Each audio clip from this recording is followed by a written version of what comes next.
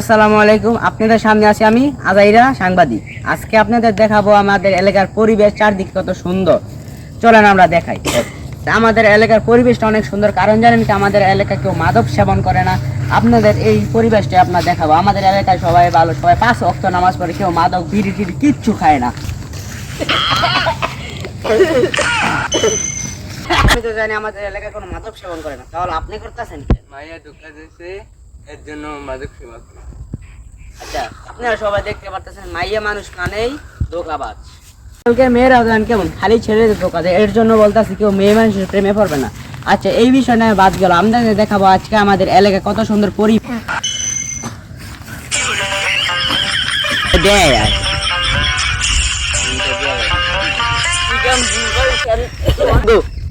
আরে ভাই, এগুলোর কোনো ব্যাপার না, আপনাদের দেখাইতেছি। আচ্ছা ভাই, আপনার বাসায় এত সুন্দর একটা বাথরুম থাকতে আপনি এখানে হাগু করতেছেন?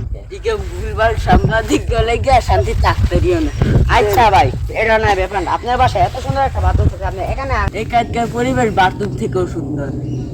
আমাদের এলাকার পরিবেশ নাকি বাথরুম থেকেও সুন্দর? এত বড় একটা অপমান হবে এটা আমি নিজেও জানি না। এলাকায় এতটাই পানি সুন্দর, আঙ্কেল নিয়ে যাচ্ছে পানি খাওয়ার জন্য।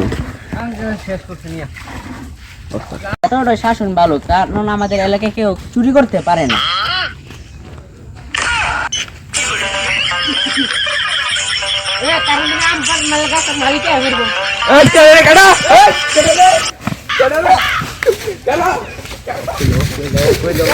কিছু ছেলে পেলে বসে রয়েছে, তাদেরকে জিজ্ঞাবো এলাকার পরিবেশ সম্পর্কে।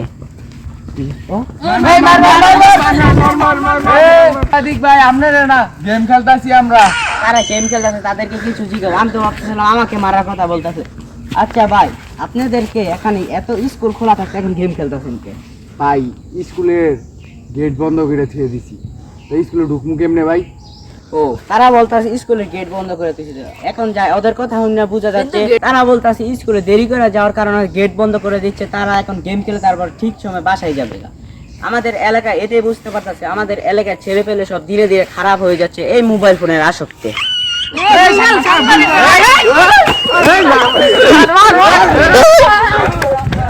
এলাকার ছেলে পেলেরা এতটাই ভালো, কোনো মেয়ের পিছনে ঘুরে না তারা।